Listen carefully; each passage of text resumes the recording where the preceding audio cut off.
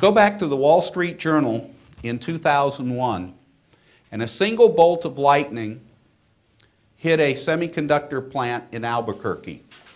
That plant produced chips used by both Nokia and Ericsson in their cell phones. That lightning, and some of you are nodding your heads yes, that lightning bolt got into some of the chip-making equipment, starting a fire. And as the Wall Street Journal talks about, it posed Nokia versus Ericsson. Nokia, in the words of the journal, had a textbook risk management program in place. Ericsson didn't.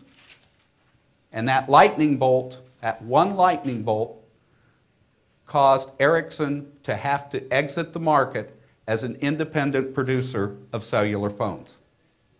That's how high the stakes are today.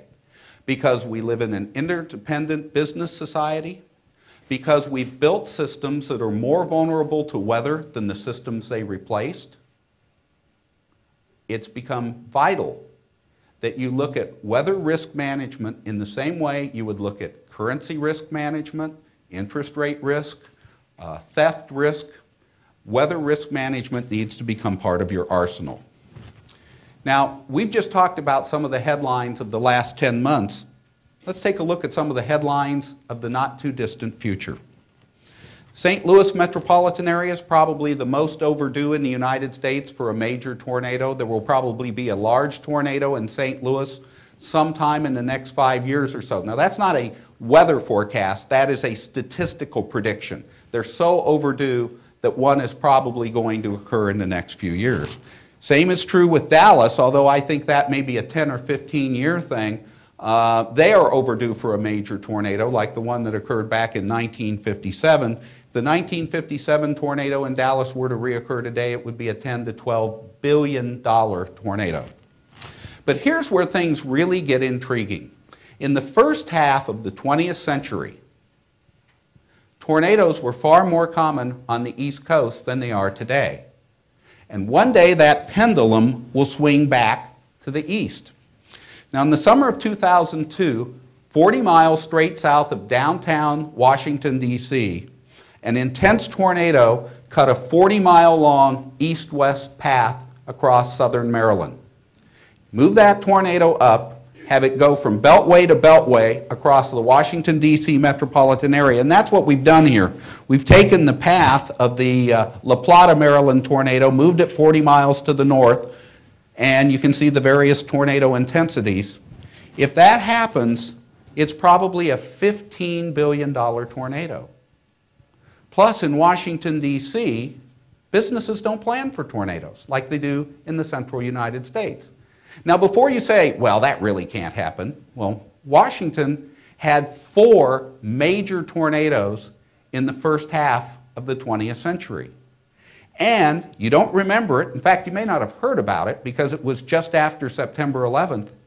But in September 2001, a tornado went right through the Washington, D.C. area, a weak tornado. It passed just south of the Pentagon, just south of the Washington Monument, lifted right before it got to the Capitol building, then touched down again in the northeastern suburbs, killing 3 people at the University of Maryland campus in College Park. So certainly, tornadoes can and do happen in the eastern United States, and whether it's Washington, Philadelphia, Baltimore, or Boston, one of those cities will almost certainly have a major tornado sometime in the next 15 years. But for me, this is one of the most intriguing headlines of the future today.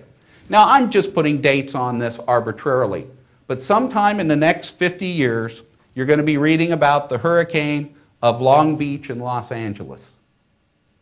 Now, I see a few blank faces, quizzical faces around the room.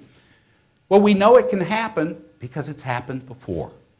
When it happens, there will probably be 75-mile-an-hour winds with gusts to 85 or 90 along the coast. You'll have a storm surge that will flood much of Long Beach because significant parts of that city are below sea level, just like New Orleans.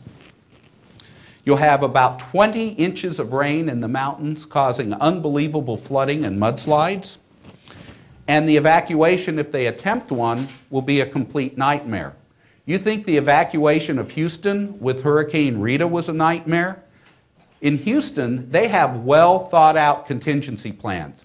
Houston TranStar, which is the traffic and emergency management agency of Harris County, Texas, had extensive hurricane evacuation plans in place, yet still people were running out of gas, cars were stalling, it was a mess.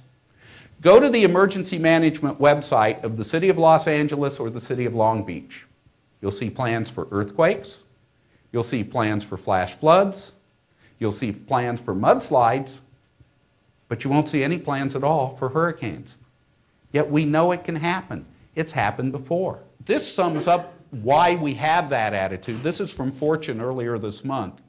And it says it's about how we cope with the realities of risk, uncertainty, and crisis. Often we simply don't.